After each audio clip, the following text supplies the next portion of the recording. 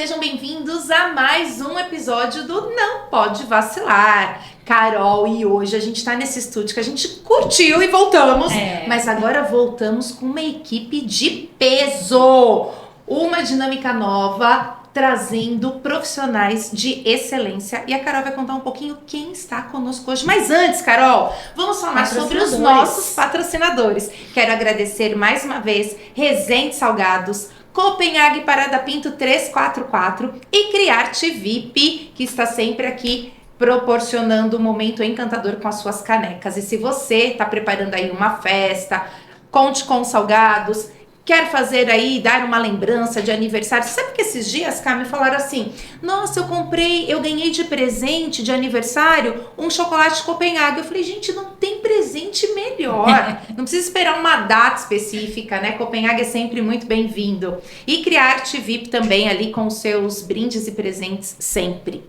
E se mais alguém quiser fazer parte, é só mandar um direct pra gente, que a gente tá aí pra falar o seu nome aqui, você fazer parte aqui e ser nosso apoiador também. É isso mesmo. Então conta, Carol, quem vem hoje aqui? Ó, essa sala tá até pesada, hein? É tanto currículo aqui, ó. É tanto curso que é bom, mas vamos falar todos, cara, porque merecem. Hoje eu tive até que anotar no bloco de notas, gente, porque a gente tá com 4 convidadas hoje aqui, que foi uma conexão, de um seminário de mães, que ano passado eu fui assim, teve a oportunidade de ir esse ano, que a gente se conectou. Então a gente foi embaixadora desse seminário, que ano que vem acontece de novo, a gente posta sempre nas nossas redes sociais, elas também postam, vão falar o @, delas aqui para vocês seguirem, acompanhar o trabalho também, que é de excelência, como você disse. Isso mesmo. Vou começar ali na ordem, vou falar o nome, eu combinei com elas que ia falar o nome e a profissão só, para elas se apresentarem melhor para vocês. Então a gente tá com a Pri Ribeiro aqui, que é professora de educação física e fundadora do Eu Sou Mãe Empreendedora. Depois nós temos a Letícia, que é psicóloga e orientadora parental, junto com a gente também, né, Cí? Isso aí. Depois nós temos a Eli, o nome dela, ela falou que eu posso chamar de Eli, já tô íntima, hein? Sem problema. Eli, que é psicóloga infanto-juvenil e também orientadora parental. E por fim, a Sinara, que é um chuchu de pessoa. Acho que esse movimento aconteceu muito por conta dela também, essa união aqui, que fez o grupo lá conosco. E ela é psicanalista também, e todas são mães e vieram falar aqui conosco hoje sobre um bate-papo, né, Ci? Exatamente. Uma roda de conversa boa. Sejam bem-vindas, meninas. Obrigada. Então vamos seguir na ordem? Vamos seguir na ordem. Então vai lá, Pri, conta mais um pouquinho sobre você, sobre os seus planos, seus projetos, para que o pessoal que tá lá em casa possa te conhecer melhor. Tá certo. Primeiro, obrigada pelo convite, meninas. É um prazer estar aqui com vocês e com essa mesa cheia aqui. Adoro conhecer novas mulheres, novas mamães, então vai ser um prazer a gente trocar experiências, interagir aqui nesse momento. Eu sou professora de educação física de formação, sou natural de São João da Boa Vista, uma cidade do interior de São Paulo. Eu fui para Campinas para fazer faculdade da Unicamp, depois ingressei no mestrado em saúde da criança e do adolescente.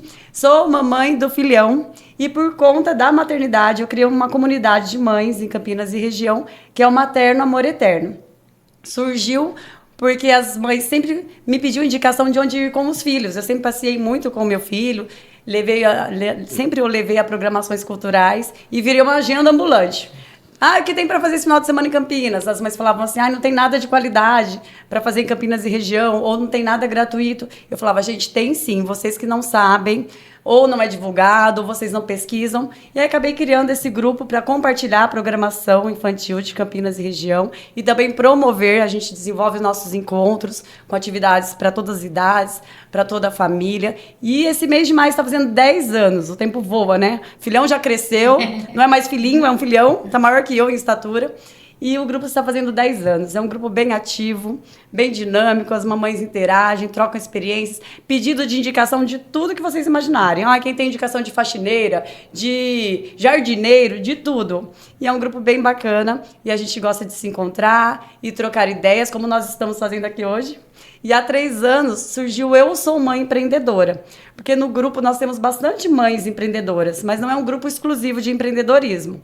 E aí surgiu um bracinho, então, junto com uma sócia que eu conheci na pandemia, a Maris, a gente criou o Eu Sou Mãe Empreendedora, que tem como objetivo levar a conexão, desenvolvimento de habilidades, o conhecimento e a visibilidade para mães empreendedoras. É um movimento bem interessante também e eu sou muito orgulhosa de ter tudo isso. A gente faz muitas coisas, né, meninas? Tenho certeza que vocês aqui também fazem muitas coisas e esse é um pouquinho do que eu faço.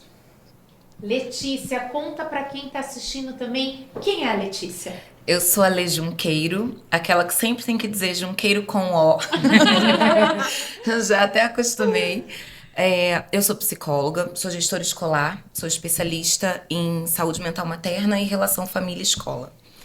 Meu trabalho é especificamente apoiar mães como nós, para que elas consigam continuar se reconhecendo no espelho, né? A gente sabe que a maternidade tira a mulher de um lugar de conforto, se é que ele existe, né? Se a gente esteve confortável em algum momento da vida, tira a mulher desse lugar de conforto para um lugar de novas descobertas, e essas descobertas nem sempre são tão doces e felizes quanto a gente lê por aí. Daí surge meu trabalho, um trabalho de apoio específico a mães, para que elas possam se sentir cada vez mais conectadas com quem elas são enquanto indivíduo para além da sua maternidade. Não apesar dos filhos, mas com os filhos, né? O meu trabalho, ele tem algumas vertentes. A psicologia clínica, que é o acompanhamento individual dessas mulheres, orientando também para a sua parentalidade. Os grupos, tanto grupos terapêuticos quanto os grupos de escrita terapêutica, porque eu também sou escritora. E os livros, que são o xodó do meu coração. São filhos também, né? Quem escreve livro é praticamente outro filho. Que são livros que conversam com a maternidade dessas mulheres, mas também e principalmente com quem está ao redor delas, porque todo mundo ama uma mãe, ainda que não seja a sua própria. Então, para as pessoas que leem os meus livros, né, tem não só a sua maternidade transformada ou pelo menos remexida, mas também podem olhar para suas mães ou para as suas parceiras, né, para as suas filhas que talvez um dia possam vir a ser mães, como indivíduos, né? Entendendo que elas têm sentimentos e que as suas ações corroboram para muito mais do que o desenvolvimento de um outro sujeito, né? Então é um olhar para essa mulher que é mãe, entendendo que ela não é só isso, que ela é muito mais. Perfeito. Que lindo. É isso mesmo, né? Ixi, o papo vai render, né, cara? Tá percebendo, né? Você que tá em casa aí, é só o começo. Eli, conta pra gente, então, quem é Eli? Bom, Eli é psicóloga, né? Sou mais uma psicóloga aqui. Sou psicóloga infanto-juvenil e orientadora parental. Durante esses anos, né, de pós-formada, eu fui percebendo essa necessidade de um olhar também para a família, principalmente para a mãe, né? Você começa a atender a criança, começa a atender o adolescente e percebe que a mãe, a família precisa de um olhar, precisa de um cuidado, e aí foi onde eu achei a necessidade do conhecimento como orientadora parental. Hoje, lá no consultório e às vezes, né, alguns trabalhos que eu faço de forma online, eu tenho voltado bastante à questão da ansiedade infantil, algo que tem aparecido bastante no consultório, principalmente após a pandemia, após o Covid. Então, além de atender as crianças e adolescentes no consultório, eu também faço um trabalho com a família de como lidar, né? Como trabalhar numa rotina que possa diminuir essas crises de ansiedade, os comportamentos de ansiedade. E aí, muitas vezes, a gente olha para a mãe, que fala que era a primeira que já estava tendo uma ansiedade enorme, tá? E o filho está ali só como uma consequência dessa situação. Então, tanto trabalhar hoje com as crianças, mas também com a mãe, né? Eu falo que o meu propósito hoje é de que nenhuma criança nesse mundo tenha medo de pai e mãe. Então, e para isso, é um olhar para essa família, é um olhar para a mãe, para essas emoções, que hoje eu percebo que necessita de uma alfabetização. Muitas pessoas necessitam de alfabetização das emoções. Entender o que está sentindo e como expressar isso de uma forma segura, de uma forma saudável. Então é isso que eu venho trabalhando hoje e, por enquanto, com foco em ansiedade. Gente, com essa calma, quem fica ansioso do lado dela, gente? Olha! Sim, né? Contribui, né? Eu tenho muito essa evolutiva. Eu tenho pacientes que falam assim, ele não escreve, me manda um áudio. Que moça mansa, que moça mansa que ela é. Olha que delícia. Eu cheguei falando Tanto, né? na velocidade 2x. A gente sentadinha ansiosíssimas, aí vem ele. Vamos acabar com a ansiedade. Tá vendo como um grupo vai se constituindo por meio de suas diferenças e das suas qualidades? Acima de tudo? As diversidades que se complementam, né? Sempre. Sinara, e você? Para concluir esse time, conta pra gente. Bom, eu sou a Sinara Cordeiro, mãe de 5 filhos, um deles chegou através da adoção. A minha atuação hoje com o trabalho pelo qual eu faço, conta muito a minha história. Eu também sou escritora e eu sempre percebi no ambiente de onde eu vim esse comportamento desafiador, essa agressividade. E eu entendo que é importante compreender o que está acontecendo, para a gente saber a origem e como tratar isso. Então, assim como elas, eu também acompanho mães para entender esse sentimento, essa emoção, para compreender a emoção do filho, essa raiva, que o ser humano ele não vive sem raiva, ele só precisa aprender a direcioná-la. E falar sobre isso, trazer isso à tona nas redes sociais, eu tenho me deparado com muitas famílias falando, nossa, e eu fazia de uma forma diferente, eu achava que isso era errado. Como eu direciono aquilo que eu sinto. Então eu entendo que é uma missão de vida falar sobre isso, sobre esse comportamento, enxergar a necessidade da criança sem esquecer dos pais que estão ali acompanhando todos os dias, porque é importante, né? Como eu atuo também dentro de um grupo de apoio de adoção, eles sempre falavam assim, primeiro a necessidade total da criança. E na minha prática, eu falei, gente, se os pais não forem acolhidos, a criança não vai conseguir ser acolhida. Por isso, o meu arroba é orientar e acolher, porque eu preciso orientar essa família e também acolhê-la. E o acolhimento hoje ele é até banalizado, né? De falar, nossa, tá acolhendo e vai compactuar com o que está fazendo de errado. E não é isso. O mundo não está dessa forma por excesso de acolhimento, e sim pela falta dele. Então eu enxergo o que eu faço como uma missão de vida, contar a minha história em todas as minhas atitudes, porque pode ter certeza que eu vou lembrar de um episódio que eu vivi na infância, de agressividade, de situações que realmente precisou ter um acolhimento, um olhar diferente e pela época não foi possível ter. Sabe que a gente fala muito sobre isso, né? Hoje a gente tem tanto conhecimento para educar filho. Eu gosto muito em dizer que, e muitas pessoas hoje falam isso, né? A gente estuda tanto para ser psicóloga, para ser professora, mas para ser mãe a gente acha que a gente não precisa estudar, que aquilo vai por osmose, né? Nasce um filho, nasce uma mãe. Eu falo que nasce, gente, a gente se forma, e às vezes a duras penas, né? Mas, e aí vem muito a preocupação de cuidar de quem cuida. E se a gente pudesse elencar essas mães que estão em casa ali, muitas vezes saturadas, esgotadas, precisando mesmo de alguém para cuidar, por onde vocês acham que seria o primeiro passo? O que ela deve procurar? Quem poderia ajudá-la a princípio? Será que a gente consegue elencar? Ou por onde dar este primeiro passo? Letícia, consegue ajudar?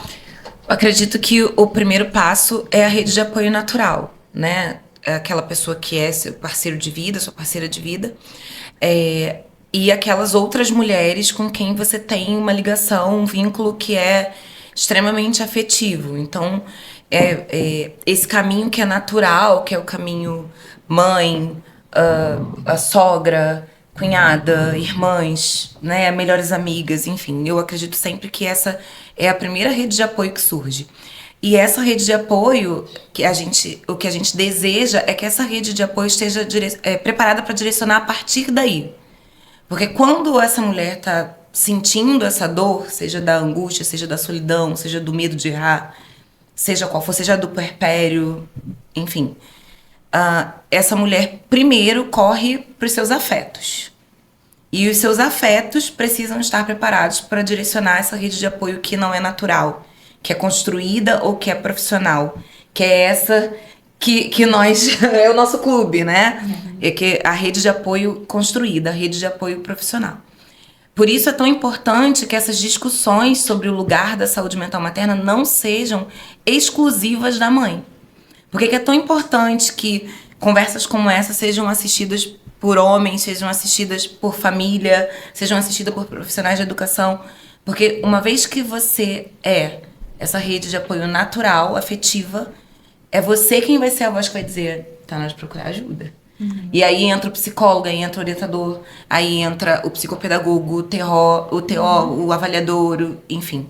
Né? Então, acho que o primeiro caminho tá no afeto, e esse afeto precisa estar cercado de conhecimento. Isso que você falou é interessante, porque eu tenho um filho de 3 anos hoje, né? E quando eu passei pelo puerpério, você chora sem motivo, né? E você às vezes só quer conversar e falar, você pode me olhar? Eu ainda tô aqui, né? E é muito difícil também se reconhecer novamente, tomar essa decisão. A gente trouxe aqui, o nosso primeiro episódio foi sobre burnout parental. E quando a gente falou sobre isso, muita gente não conhecia esse termo, né? E a gente falando, as pessoas foram, nossa, eu acho que eu conheço uma pessoa que já teve isso, eu passei por isso. Então é muito importante a gente ter essa afirmação, e é um trabalho sério, é o que a gente fala, né? Acho que o seminário falou muito sobre isso também, de você ter fontes confiáveis para você ir no direcionamento, porque a internet está cheia de coisas. Esse é o perigo, né? A internet hoje em dia é um perigo, que eu falo que a gente vive num mundo corrido e às vezes a gente acha que pequenos cortes na internet podem salvar as nossas vidas. Dicas, e aí a gente, dicas. E aí a gente começa a buscar uma receita rápida, uma poção mágica para solucionar as nossas angústias. E aí acaba ficando pior do que tá. Sim. Porque a gente muitas vezes cai na mão de profissionais desqualificados. Sim. Por isso que quando você falou, a gente tem muito conhecimento, eu fiquei pensando, será que a palavra não é informação? Porque a informação está disponibilizada seja nas redes sociais, nos livros, né? Mas não necessariamente significa o conhecimento. Você pode ter acesso a ela, mas não o conhecimento através dela. Uma coisa importante no que você disse, né? Você falou, no meu puerpério, eu chorava sem motivo, às vezes eu só queria conversar. Por que eu falei que primeiro a gente procura a rede de apoio natural, do afeto? Porque essa diferenciação entre o que não é bom, mas é comum, e o que é adoecido, precisa aparecer. Porque se a gente está cheio de informação e distante daquelas pessoas que estão ali para nos acolher, para nos abraçar, né? O que a gente pensa logo? Tô doente, tô mal, tô deprimida, vou morrer.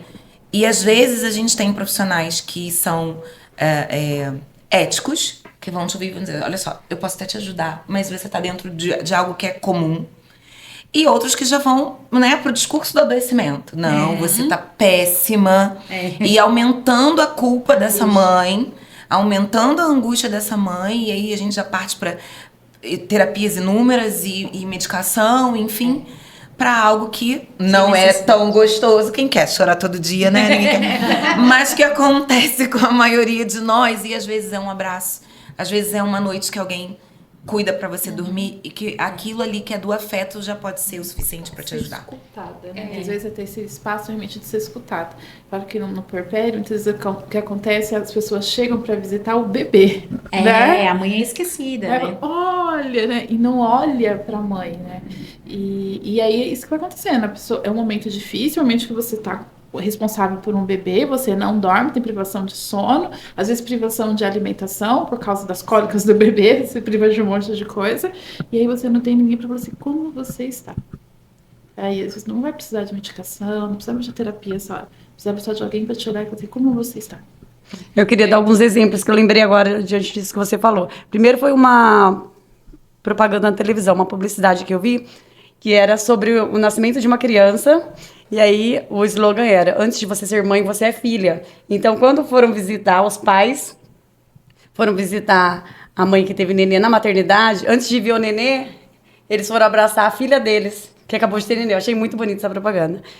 Segundo, um caso que eu ouvi, não lembro agora quem me contou, mas a amiga teve filhos e ela mandou um áudio, gente, minha casa está uma bagunça. As amigas se reuniram e foram fazer uma faxina na casa dela. Falei, gente, que interessante isso, eu nunca pensei. Olha que presente que eu posso dar para minha amiga que acabou de ter nenê. Eu vou mandar uma empresa fazer uma faxina na casa dela, ou eu mesmo vou lá ajudar a arrumar a casa dela. Achei super bacana essa questão da empatia, da solidariedade. E complementando a questão da rede de apoio, né? Hoje em dia fala-se muito, né, da importância da rede de apoio. Mas é curioso que muitas pessoas não têm essa rede de apoio. Eu acho que a gente está cada vez mais individualista, né, gente? Cada um vai no seu mundo. E às vezes a família mora longe. Sim. Você não tem contato com os vizinhos mais, igual era antigamente. Uma tinha a chave da casa da outra, se precisasse de alguma coisa, entrava lá, né? As pessoas não conhecem mais os vizinhos. E a importância das comunidades. Aí eu vou puxar a sardinha para mim, né? Das comunidades, que a gente pode ter esse desabafo num grupo de mães, né, gente? E aí as pessoas vão se identificar, porque às vezes estão passando pela mesma situação, e uma pode ajudar a outra. Então, a importância de participar de comunidades desse tipo, seja presencial ou virtual, né? Que uma pode ajudar a outra. Eu estou escrevendo um e-book, espero que fique pronto logo. Talvez até esse podcast por ar já esteja pronto, que é justamente sobre comunidades, como a gente pode se ajudar através de comunidades. E é interessante, pegando ali o gancho dessa rede de apoio, eu não tive rede de apoio. E quando os meus filhos nasceram, existia assim, muitas dúvidas, principalmente referente ao cordão umbilical, que você escuta, se eu cresci ouvindo, né? Com uma semana cai. Aí o primeiro caiu com 15, a outro com 20, 30, bateu recorde de 60 dias. Nossa! E aquilo era muito angustiante. E o que eu percebia? Que todas as fases do desenvolvimento, aí que entra porque que eu trabalho com o que faço o que eu faço. Todas as fases do desenvolvimento, que eu perguntava a outras mães, principalmente a birra, tá acontecendo X... Não, comigo não. Eles certinho, nunca birra, só de olhar. Eu falei, meu Deus do céu, como que eu olho para esse menino para ele parar de fazer uma birra? E quando eu entendi que fazia parte do desenvolvimento infantil, que toda criança faz birra, o que muda são as nuances dessa birra, aí eu entendi que a maternidade ela é solitária. Porque toda mãe passa um perrengue, mas falar assim, gente, tô precisando de ajuda, já olha assim, mas você quis ser mãe, né? Você não sabia? Aí vem todo um peso de mas julgamento. Você não... Nossa, é o seu filho fazendo isso aqui?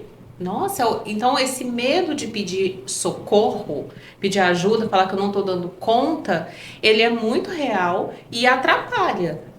E aí fica a mãe com a cria lá sofrendo, se angustiando, estressada, irritada, querendo consertar o menino e não vendo nenhuma solução, porque ela está mergulhada nas emoções, e todo mundo só entregando bilhetes de escola, bilhetes disso, daquilo, e amontoando. Quando eu entendi essa necessidade de falar que, calma, você pode pedir ajuda sim.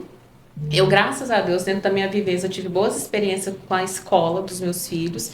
Eu sempre participei de reunião, de conversa, e entendo que a escola, ela soma para ajudar, mas só que se a mãe já está sobrecarregada e lendo na agenda, seu filho hoje não se comportou, ela vai ficar com raiva, porque ela vai se sentir cobrada mais uma vez. Alguém está falando que a minha maternidade está falhando, mas ninguém está falando que eu preciso pedir ajuda, que eu posso pedir ajuda. Geralmente, quando eu acompanho essas mães, elas já chegam pedindo desculpa, falando, tá vendo? Eu tinha que saber, né? Não tinha. Agora você está buscando conhecimento. É diferente. Então, quando é falado de uma forma desse pedir ajuda, pode pedir ajuda sim, pode falar que não deu conta, pode falar que você passou o lenço umedecido no seu filho, ele estava com o pé sujinho, dormiu daquele jeito e está muito bem, obrigada, e você não está negligenciando cuidados. É isso. É você naturalizar algumas situações dentro de casa, não com, sendo omissa, mas aconteceu, o que eu faço com isso a partir de agora? Para quem eu vou buscar ajuda? Para quem eu vou conversar? Porque até mesmo fazer um desabafo, às vezes a pessoa banaliza o processo. Fala, para com isso, menina. E esse é forte. Esse é forte, é forte, é guerreira. Só que ela não tá querendo ser guerreira, não. Ela tá querendo chorar e falar assim, não tô aguentando esse menino chorando. Foi daí que nasceu o Não Dê Conta. Não tô aguentando esse menino chorando na minha cabeça. Por quê? É um sentimento. Hoje, eu percebo que eles colocaram a culpa como uma coisa maravilhosa, né? Nasce a mãe, nasce a culpa. Eu falo, meu Deus do céu.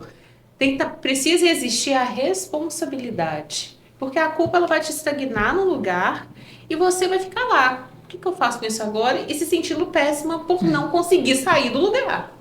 Então não é a culpa que precisa nascer, é entender que agora eu tenho uma responsabilidade diante de um ser que precisa de mim, mas que eu preciso também de buscar essa rede de apoio que realmente apoie. Porque eu tive muitas pessoas falando, nossa, seu filho faz isso, nossa, o umbigo da sua filha até hoje não caiu, ah, você tá fazendo alguma coisa de errado. No meu primeiro filho, eu acho que em um mês eu fui ao pediatra umas 4 vezes, pediatras diferentes, que eu não acreditava, até que um falou comigo assim, mãe, tá tudo bem com seu filho.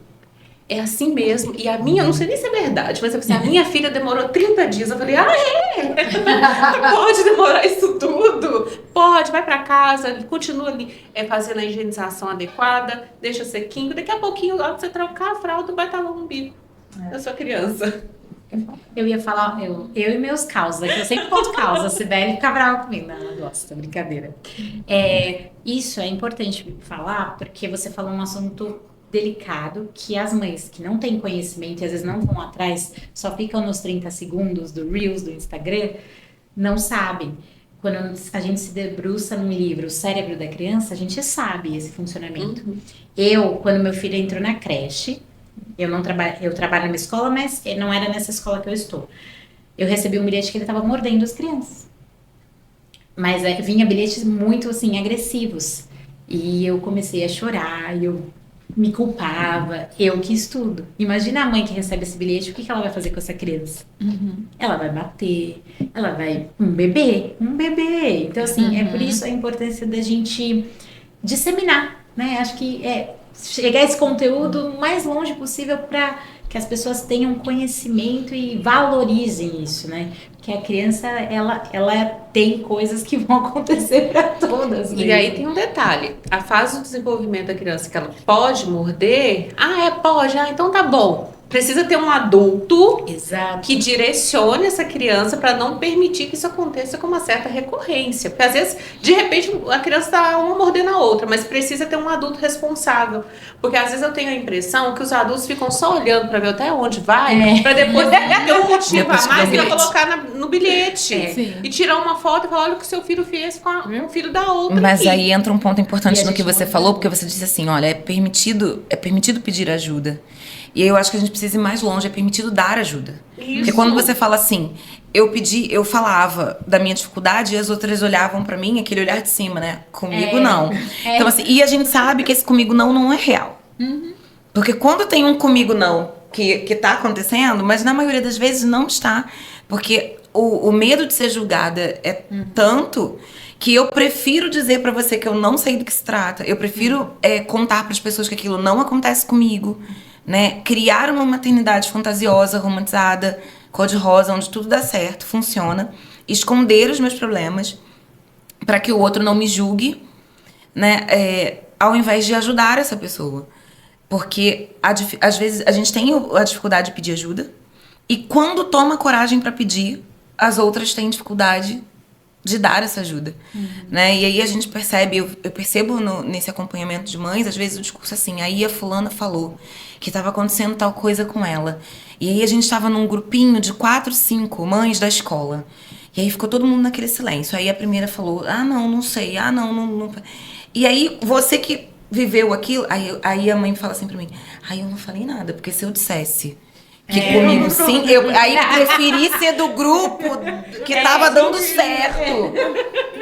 Gente, mas eu tô pensando aqui, como é difícil não julgar. A gente tá falando sobre julgamento, né? Que às vezes a própria mulher julga outra mulher, olha a roupa que ela tá, o cabelo que ela tá. A gente é assim, mas é porque a gente é ser humano, a gente tem que estar o tempo todo se policiando, é um treino. A gente acabou julgando a escola agora aqui também, né? E eu vivo as duas posições. Eu vivo a posição de mãe, tenho um adolescente que é estudante e também sou professora, dou aula em escola do 1º ao 5º ano.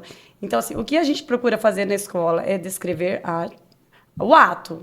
Que você falou que tem um bilhete bem assim... não, sim, mas essa questão, a escola tá certa, tem que comunicar. Comunicar o que aconteceu, não falar assim, ele foi agressivo, aí eu já tô julgando.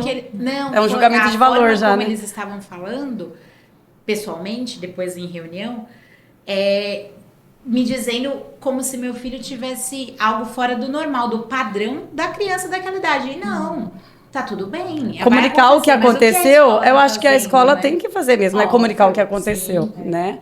E aí cada mãe recebe de um jeito. Mas às vezes é uma reação em cadeia, porque às vezes a mãe do que foi mordido pode ter Isso. sido agressiva na solicitação de solução e aquela professora transmite aquilo no bilhete para você. Meio que se isentando, né? Você resolve isso, pelo amor de Deus. Mas é importante a gente pensar, como ela disse, ela começou dizendo, né? Eu não tive rede de apoio familiar, e aí muitas dúvidas e sem coragem de pedir ajuda ou sem quem ajudasse. É importante a gente entender que, quando ela, né, colocou aqui, a Pri colocou aqui, tem se falado muito em rede de apoio, que rede de apoio não é um grupão, né? Então a gente tem essa rede de apoio natural, que é a rede de apoio natural. Minha mãe, minha sogra... E cunhados e irmãos. Marido não é rede de apoio. Esse é que eu vou chegar. Mas enfim, depois você me fala, rede de apoio natural, né? Que são aquelas relações consanguíneas ali da criança e suas, né? Sua mãe, sua sogra, sua cunhada, suas irmãs, ali. E a gente tem a rede de apoio afetiva. Melhores amigas, às vezes uma madrinha. Normalmente a rede de apoio é muito construída por mulheres, né? Sim. Então a gente tem ali aquela rede de apoio afetiva, aquelas mulheres que já acompanharam a sua gestação ou acompanharam o processo de adoção e que já estão preparadas afetivamente para te apoiar. E a gente tem a rede de apoio construída, que é quando a gente decide conscientemente construir uma rede de apoio. Olha, essa minha vizinha aqui que também tem criança, tô grávida, vou me aproximar dela. Meu filho tá bebê ainda no carrinho, mas vou começar a frequentar a pracinha. Eu vou descer no condomínio para conversar com as mães que estão lá embaixo. Eu vou construir uma rede em volta do meu filho. Eu vou conhecer essas mulheres que têm crianças próximas, na minha comunidade de fé, ou onde for, você começa a perceber, aquela ali tem filho. Rede de apoio construída. E a gente tem a rede de apoio paga, que é onde entra a escola, a pediatra, psicólogo. Então, quando eu digo assim, eu não tinha família perto, e isso é uma verdade das mulheres hoje, porque a gente tem... Lá dos primórdios da tenda, né? Junta todas as mulheres Aldeia, na tenda das mulheres. As aldeias. Que as mulheres se ajudam enquanto os homens caçam. A gente vem desconstruindo isso até esse momento dessa mulher solitária.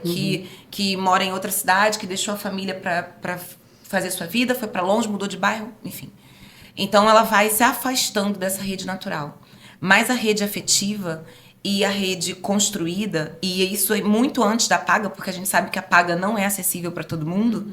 Né? Tem gente que não tem acesso à creche, não tem acesso à escola, não tem acesso a pediatra, muito menos a um terapeuta, a um orientador, então, que o psicólogo às vezes ainda é uma imposição da escola, do conselho tutelar, mas o orientador parental está longe disso.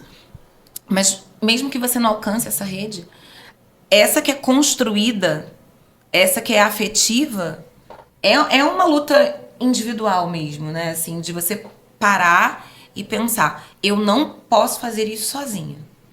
Então, e tem o seu papel, tem sua função importante e também. E aí, às vezes, isso, entrar numa comunidade, mesmo que seja online, assistir, né, aquele podcast e já mandar um direct. Oi, tudo bem? Já fazer amizade com a orientadora parental. A gente tá falando muito de mães aí, eu quis provocar mesmo nesse sentido. E o pai? Como que vocês veem essa figura paterna nesse mundo? Olha, na minha casa, o meu marido usa essa expressão, quem pariu que balance. Então, ele acha que não é necessário uma rede de apoio, que a gente tem que dar conta de tudo sozinho. E a gente teve uma situação uma vez que o meu marido ele sofreu um infarto. Ele foi parar no hospital. E eu fui com o meu filho pequeno pro hospital. E fiquei até de madrugada com o meu filho lá, naquela situação bem complicada, né? E aí, o que vai acontecer? Qual procedimento vai ser realizado? Por não acreditar nisso, de que a gente precisa de outras pessoas no nosso... né, vocês precisavam de alguém. O pai, ele não é rede de apoio, né? O pai é parte da coisa. Né? Ele é parte, é mais do que faz parte, ele é parte, né? Porque o fazer ainda pode ser decidido, agora o ser... Sim. Então, quero dizer para você, pai, que está assistindo esse podcast, que provavelmente não está assistindo, mas a sua mulher vai te mandar este corte. Você é parte da coisa. Então, ele não ajuda a mãe. Você não está ajudando, você está fazendo parte da coisa. Eu tenho 4 filhos, né? Então, o meu marido precisou ser parte da coisa, porque não tem como fazer sozinho. Mas é importante a gente entender que a gente sai de um olhar daquele pai simplesmente provedor, né, da sociedade muito patriarcal. Desde que você sustente, você já fez o mínimo, né, você fez a sua parte.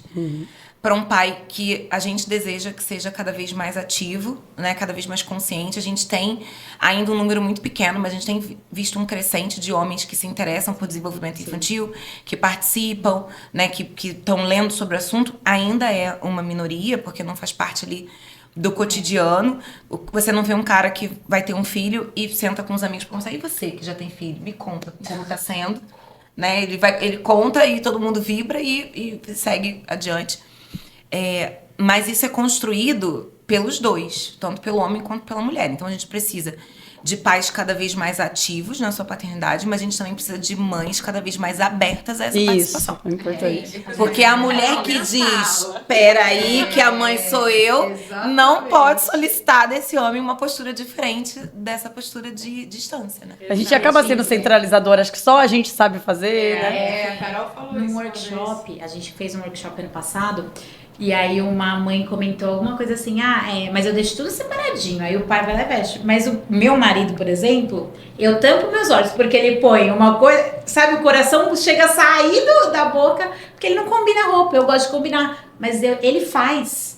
Hoje Então, foi ele que fez, vai fazer. dizer dele. E eu tenho que respeitar, porque se eu for lá fazer, ele não vai querer fazer mais. Eu faço, ela vai lá e desfaz, então pra que eu vou fazer? Então eu acho que isso é o ponto-chave. Vou vender meu peixe aqui na Bienal do Rio deste ano. Estou lançando o livro junho 13 a 21, eu acho. Estarei lançando o livro novo, Pais Nunca Saberão, que fala justamente de como... É um livro sobre pais para mães. Como você dá espaço para esse homem nisso aí que você tá reclamando que ele não tá fazendo. E é tão interessante essas questões, principalmente a questão do combinar, né? E nós mães precisamos ter mais calma, tranquilidade, não julgar a roupa alheia de uma criancinha. O cabelo. Eles são exóticos. Lá em casa eu chamo de exóticos. Eles são exóticos. E a gente entender que ir a um aniversário e ver uma criança lá do jeito criança de ser. Vai falar, nossa, mas cadê a mãe desse menino, né? Gente... A gente fala mãe, né? A gente não fala cadê o pai. Porque às vezes você não sabe o que aconteceu ali, é o pai que escolheu e tá tudo bem. Porque existe também aquele medo do julgamento das outras mães sobre como eu estou cuidando desse filho. E o pai dos meus filhos, ele participa das reuniões escolares, mais até do que eu. E quando eu chego lá, porque é dia da semana, então tô com agenda e tal, quando é no final de semana eu participo, a professora falou assim: é você que é a mãe? Sim. Você quase não vem. Mas por quê? Mas precisa naturalizar a presença do pai nas reuniões, porque nos grupos de WhatsApp, não precisa ser sempre a mãe. Pediatra. O marido que leva meu filho, porque a maioria das vezes eu tô trabalhando. Então, as minhas amigas ficam chocadas. Mas ele vai saber te falar tudo? Eu falei, ele sabe. E às vezes, essa questão de falar tudo, porque a gente fica numa ansiedade para dar aqueles mínimos detalhes. A professora chegou, entrou, editou tudo, e fala... Eles vão falar assim, não, tá tudo bem com a criança. Eles são objetivos. Como foi a consulta? Ela disse que ele tá bem. Ótimo, tá crescendo, o peso é esse. Mas você falou... Não, ele fala, não, tá tudo certo. Mas vocês... Me conta tudo, me conta tudo. A gente tudo. quer todos os detalhes pra ter um controle pra cansar mais E é a importante vida. dizer pra mãe que tá ouvindo que mesmo a gente que é profissional também faz isso, né? E eu acho que a Meu conclusão marido que a às vezes gente... fala, mas você não falou pra eu ir? Se era pra te contar tudo, você fosse. E eu acho que a conclusão que a gente quer chegar é que somos diferentes, mas não que tem um melhor que o outro, né? Jeitos diferentes de fazer as coisas. Pode somar, é bom, dá certo ter essa tranquilidade para lidar com a maternidade. Não precisa querer carregar o mundo nas costas. Eu precisei, na minha maternidade, entender que eu precisava ser mãe. Porque às vezes eu tinha comportado, como eu sou filha mais velha, então eu tinha um comportamento de irmã mais velha também com os meninos. Aí quando eu escutei isso da minha terapeuta, você precisa ser mãe dos seus filhos. Como assim? Mas eu não sou? Eu já sou mãe. Não, você tá se comportando como se fosse uma irmã. Porque eu vinha com um padrão de comportamento, né, muito inconsciente, dentro desse formato. E é diferente quando você assume esse lugar de materno e delega essas funções para quem precisa participar. Eu trabalho em escolas e a gente está vendo um crescimento, né, dessa participação dos pais. E é lógico que deveria ser algo muito natural, mas hoje a gente vê na escola como um ganho gigantesco. Então, os pais estão participando muito mais da vida escolar das crianças de um modo geral. E graças a Deus, eu acho que eles estão ali compreendendo qual é o seu papel nesta relação. Você sente isso também, Eli? Por você lidar com escolas, você sente que... Ou isso só funciona na minha escola? Não, que bom, então. Não. Até nas redes sociais, eu falo muito para mães, mas eu tenho um público de homens lá. Aí eu fico assim, olha, eles estão aqui e são engajados, comentam, põem caixinha, me perguntam, sabe? Eu falo, que legal, bom ver que o pai começa a entender e está presente na vida do filho, começa a entender o que está acontecendo nesse processo de desenvolvimento, nesse comportamento, né? Isso tem sido muito interessante. E ouvindo vocês falarem, né, eu fui pensando como a questão de entender os sentimentos é importante, né? Porque quando essa mãe não dá espaço para esse pai, ela precisa entender qual é o sentimento que eu tô, né? Esse sentimento de culpa, né? Se eu entendo que eu tô me sentindo tão culpada, quando eu estou neste grupo, quando eu falo com essas mulheres, eu saio tão mal, né? Se a gente fala, mas o que é isso que eu estou sentindo? Essa é a importância da gente olhar os sentimentos e falar assim, o que é isso que eu estou sentindo? Eu estou me sentindo mal, né? É culpa. E por que eu continuo nesse grupo? Né? Por que eu não procuro uma outra comunidade, né? Um lugar onde eu me sinto aceita, eu me sinto acolhida, tá? A mesma forma se com o pai. Nossa, por que eu não deixo o pai participar? Porque se ele participar, eu vou sentir que estou sendo menos mãe. E isso reflete uma mudança na sociedade, porque hoje em dia também, que nem você falou, antigamente o homem era o provedor, ele saía para trabalhar, ele trazia dinheiro para casa, a mulher ficava cuidando da casa. Hoje em dia nem sempre, nem todos os lares é isso. Às vezes é o homem que fica em casa, ele que faz a comida, ele que leva o filho na escola. E a gente tem um grande número de famílias onde só temos mulheres. Sim. Mulheres ali, né, vivendo aquela realidade sozinhas e tendo que cumprir todos os papéis dentro daquela realidade, daquela criança. Eu já tenho no consultório pais solos. Olha que diferente. Eu também já tive essa experiência. Né? Aí quando eu atendo pais solos. Oi, como assim? Existe? Existem pais que no processo de divórcio acabaram ficando com a guarda, né, da criança por decisão, e a mulher também decidiu, foi uma decisão em conjunto, algo muito bem estruturado, e ele fica com a guarda da criança. Isso é bacana falar. A gente teve uma situação que eu já vivenciei em que o pai ficou viúvo e a avó veio para ajudar, ser essa rede, e em determinado momento eu virei para essa avó e falei assim, a senhora não é a mãe. Então a senhora também tem que fazer o papel de vó, porque senão ele vai ser órfão de vó também. Que são papéis diferentes. E deixar este pai assumir o papel dele. Isso é tão importante porque, olha o que você está dizendo, né? Ele ficaria órfão de vó também. A gente tem um monte de crianças órfãos de personagens que estão lá. Presentes. Vivos, né? Porque que acontece? Uma avó que não se comporta como vó, uma mãe que não se comporta como mãe, um pai que não se comporta como pai. Então, acho que a primeira coisa é a gente olhar de novo para que papéis são esses, né? Valorizar o lugar de cada um desses papéis, porque a gente está vendo mulheres sobrecarregadas, porém tentando cumprir todos os papéis na vida daquela criança, né? A gente vê um levante na internet de mulheres falando, por exemplo, das avós paternas. Eu tenho visto muito isso, tem me assustado um pouco o discurso de a avó paterna e as coisas que ela faz e fala, né? Desqualificando o lugar do pai, tanto do pai que não é mais um parceiro conjugal, como do pai que está ali, né? Então, entendendo cada um qual é o seu papel social na vida dessa criança, a gente percebe que não importa o quanto eu faça por ele, esse fazer não muda o que essa criança sente, né? Eu sempre digo, por exemplo, não existe pai, gente, porque uma mãe que tá fazendo tudo sozinha, ela não é mãe e pai, ela é uma mãe que tá fazendo muita coisa, mas essa criança ainda tem pai, seja pai ausente, seja pai morto, seja pai que tá ali, mas não tá servindo pra nada, ele existe. Então ele existe no espaço emocional dessa criança, mesmo que ele não exista fisicamente.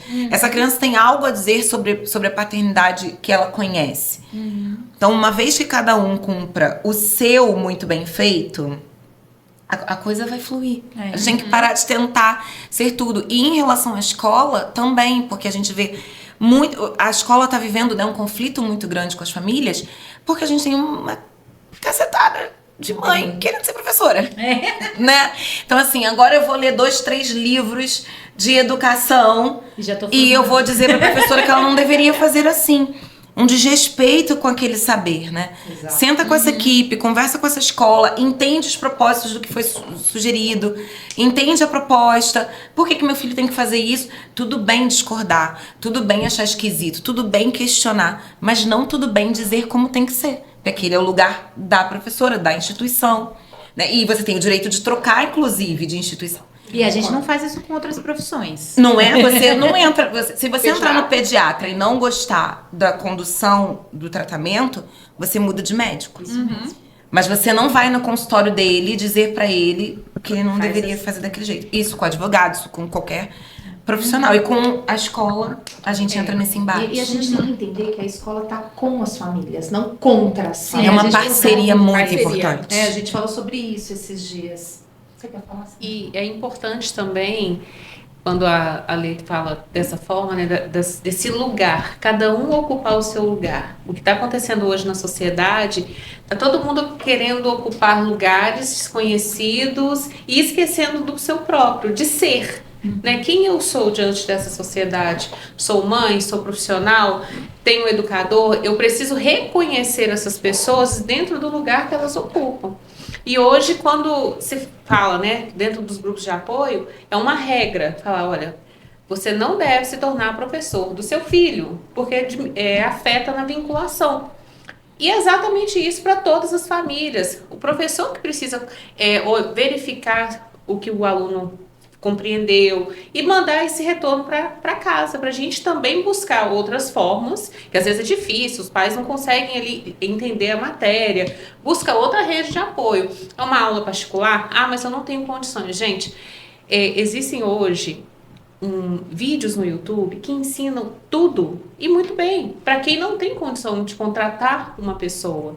Então, eu vejo hoje nessa questão das escolas que os pais precisam entender o papel da escola, que a escola ela não está ali para ficar educando o aluno, e é para ensinar, apresentar outras probabilidades, e a família do seu lado fazendo o que precisa ser feito para unir. Tem ali o ditado que fala que é preciso uma aldeia para educar. Né? Você não acha, vocês todas, né? Vocês não acham que o fato de a gente ter essa mulher que saiu de casa, né, e isso não é mais uma novidade, a gente tá falando de gerações anteriores à nossa, né, o olhar de que a escola é mais um lugar que cuida do que um lugar que ensina foi crescendo, né? Uma visão assistencialista. Eu acho, exatamente. E eu acho que culpa da escola também, tá? Sim, mas aí você percebe que a escola, numa tentativa, enquanto rede e enquanto única rede de apoio para muita gente a única rede é a escola. Né? A pessoa que não tem a família, que não tem o parceiro, que não tem a condição de nada, mas tem a creche, tem a escola. A escola como única rede começa a invadir espaços da família, em termos de cuidado, e a família, e aí essa mãe que se desorienta sobre qual é o papel dela, qual é o papel da professora, é porque ela tá compartilhando esse cuidado. Na medida que eu tô compartilhando com você coisas que eu acredito inconscientemente, que são minhas, eu entendo que eu também tenho o direito de invadir coisas que são suas. Sim, justamente porque os lugares estão embaralhados. Então, entendendo cada um o seu lugar, a coisa torna-se funcional, né? Eu acho que a gente passou por um processo histórico, assim, antigamente a escola... ou a professora, tudo que ela falava era lei, né? Se viesse uma reclamação, apanhava em casa. E hoje é o contrário, uma banalização, né? Uma falta de respeito. Dois extremos. Uma falta de valorização da educação, né? Eu acho que mês passado, um vídeo falando que hoje as crianças não sonham mais em ser professores. E você vê nos comentários os professores, a maioria falando, como é triste ser professor hoje em dia. Então, acho que é algo pra gente refletir com as crianças e ressignificar isso. Porque se o professor acaba, muitas profissões também acabam, né? Não tem mais quem forme esses profissionais. Os cursos de licenciatura são com um pingo de alunos hoje em dia. Pelo amor de Deus. E agora vocês imaginem a educação física escolar, que as pessoas acham que as crianças só brincam. A professora solta a bola e as crianças só brincam. Então eu vejo assim, como você estava falando, o papel de cada um, a importância de cada um nessa valorização, né? Por isso, por exemplo, numa reunião de pais, eu faço questão de apresentar meu planejamento. Olha, a educação física trabalha esses conteúdos da cultura corporal, tem esses objetivos, trabalha essas habilidades, esses conceitos, né? Eu acho essa importância da escola também de mostrar o seu papel, se valorizar. Sim. Como... Tá precisando, assim, a gente está precisando reafirmar qual é o nosso papel. Até na psicologia tem isso, né? Na psicologia eu percebo quanto alguns outros profissionais ou os pais também vêm entrando e tomam, né? Eu já escutei, né? Psicólogo todo mundo tem um pouco, né? Eu converso. Psicólogo e louco. Que são quase a mesma coisa, segundo o senso comum. Sim, psicólogo e louco. Sim. Eu converso tanto, assim, eu sou que nem psicólogo. E como diz... Eu acho que eu deveria fazer psicologia, porque as minhas amigas me procuram. Não, o discurso é esse, né? Mas se vai fazer, o discurso tá é esse. E com o modismo dos coaches, então... Pois é. A psicologia... Começa outro episódio. Quando você tenta ajudar, você ouve logo isso. Não, mas a gente vê uns 2 vídeos sobre esse assunto e tá tudo. E aí é o perigo, né, da dica, né? Porque você não olha o contexto, você não olha aquela família, você não olha aquela pessoa, né? No geral, e você pega só um corte, né? Por exemplo, a birra, né? Ou a mordida, né? Você olha só a mordida. Aí você, então faz isso, isso e isso. Vira uma dica. Era como se maternar é seguir manual. Você pega o manual lá com o índice, mordeu, o que eu faço? Birra, o que eu faço? E aí funciona às vezes só para aquela situação. A próxima vez que ele morder, não vai funcionar mais, porque fica muito superficial, né? Então hoje a gente tem realmente muita informação, mas o que fazer com essa informação? Para quem é essa informação? É interessante que às vezes a gente escuta aquele louco, né? Acaba com a birra em 5 dias. Tem adulto fazendo birra até hoje, como que acaba? E aí é nessa hora que você pensa assim, ou você vai ser um profissional sério ou você vai ser um influencer, porque pra você atingir o que a pessoa quer ver. E aí, assim, às vezes você vê pessoas falando, eu vivo isso, não sei se vocês vivem. Nossa, mas você, porque a gente tá aqui pessoalmente, você me ajuda, você faz. Por que, doutora, que você não na internet... Porque aqui eu tô te ouvindo. E aí, se você tem, né, o mínimo de ética, o receio que a gente vive todos os dias de vou colocar isso aqui, que eu sei que não é pra todo mundo, mas quem eu vou atingir? O que essa pessoa vai fazer com isso? E aí aquilo vai te trazendo um bloqueio ético mesmo, que te impede, às vezes, de você ver gente estourando aí, que você fala assim, Deus, por que essa pessoa tá dizendo isso? E a pessoa Eu falei isso esses dias. Eu falo assim, cara, eu não vou me vender para a internet. É de chorar no travesseiro. Você fala assim, eu podia estar rico, mas eu não farei isso com as pessoas. É que tem gente que fala o que o outro quer ouvir. Quase porque rasgar isso o diploma, dá ibope, isso dá dinheiro. Isso é quase rasgar o diploma. Eu falo sempre pra Carol, eu não vou me vender à internet. Teatrinho nunca. Teatrinho nunca. Você não me peça isso, eu não vou fazer. Gente, eu sei que o papo tá bom, a gente ficaria aqui horas, mas a gente precisa concluir, até porque todas as meninas estão aqui aproveitando também este momento de network, a gente vai conversar muito mais quando acabar esse episódio, mas se você que está em casa quer saber mais sobre elas, Priscila, onde o pessoal pode te encontrar? Pessoal, eu quero convidar vocês, mamães, a participarem do Materno Amor Eterno, que é um grupo de interação de mães de Campinas e região, mas a gente está em várias outras cidades e estados também. Você que é empreendedora, a participar do Eu Sou Mãe Empreendedora, nós estamos em todas as redes sociais e vocês serão muito bem-vindas, assim como eu falei que adoro conhecer outras mulheres, também adoro promover conexão entre outras mulheres. Fico muito feliz quando eu vejo uma mãe falando, eu fiz parceria com a outra empreendedora, eu vendi tal produto para tal empreendedora, então isso vai ser minha alegria ter vocês junto comigo. Sejam bem-vindas. Letícia, e para viver a maternidade ilimitada? Tem mais coisas aí que as pessoas possam te buscar, encontrar? Tem sim, vocês podem me procurar nas redes sociais, Instagram Letícia Junqueiro, com O. Lá você vai encontrar na bio todos os links necessários para me seguir, não só no Instagram, mas também no YouTube. Você pode adquirir o livro Não Dê Conta, Viva a Maternidade Limitada, que é um livro para ler e escrever, porque ele tem também atividade de escrita terapêutica. Você pode adquirir na Amazon ou diretamente comigo no site www.leticiajunqueiro.com.br. E além desse, outros títulos para apoiar a sua maternidade. Mães Podem Mudar o Mundo, Cala a Boca Já Morreu e depois da Bienal do Rio, Pais Nunca Saberão também. Ótimo. Legal. Eli, e você? Bom, vão poder me achar no Instagram, @psicóloga Eli do Nascimento. Lá eu trago um conteúdo voltado para a maternidade, mas também o desenvolvimento infantil, o que é normal, o que é esperado, aquilo que a gente precisa tomar cuidado. E logo, logo vou trazer mais um serviço, que é o serviço voltado à ansiedade infantil. Ajudar essas mães a conseguir lidar com essas crianças, a conseguir apoiar essas crianças, né? Então, a criança faz a terapia, mas a mãe, o que vai fazer no seu dia a dia? Como trazer mais qualidade de vida para a família, para diminuir a ansiedade infantil. Perfeito. E você, Sinara? Bom, vocês me encontram no Instagram, Orientar e Acolher. Lá na bio tem também o meu curso de orientação parental voltado para como lidar nos momentos de raiva e agressividade. A raiva entre pais e filhos, porque ambos sentem. E no YouTube, Orientar com Sinara Cordeiro.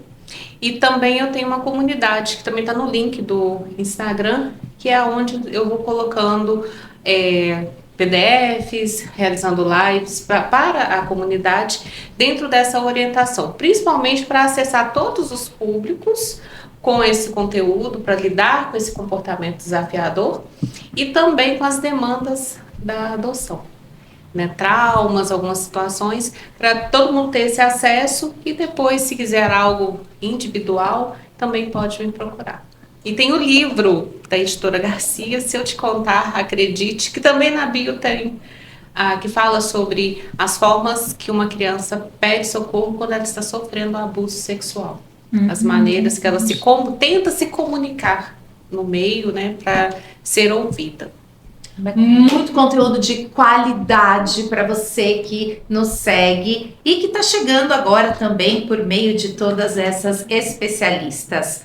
Carol, antes de concluir, eu quero também agradecer mais uma vez os nossos patrocinadores, Resende Salgados, Criarte VIP e Copenhague Parada Pinto 344. E se a gente pudesse dizer em uma palavra o que é ser mãe? Nossa, que difícil. Ai, não sei dizer. Vou pensar um pouquinho quando as meninas falam aí. Transformar. Enxergar. Renascer. Renascer é uma boa. Renascer é porque a gente renasce, né? Quando nasce um filho, nasce uma mãe também. E acho que é a primeira vez da mesa cheia, assim, queremos agradecer a todas vocês por tirarem um pouquinho do tempo de estar com a família de vocês para estar conosco aqui e com quem está assistindo em casa. Foi um episódio excelente, né? Sim, nossa! Poderíamos ficar o restinho desse dia, né, Carol? O Resende manda mais saudade aqui, gente. Copenhague manda chocolate pra gente também. E a gente finaliza com uma frase. Hoje eu peguei uma frase que fala sobre mãe e é sobre o amor dessa mãe, né? Que é a base para o desenvolvimento emocional e psicológico de um filho. Nunca desistam dos filhos de vocês. Toda mãe tem algo a agregar para o seu filho. Não desistam dos seus filhos, porque na educação dos nossos filhos não pode vacilar.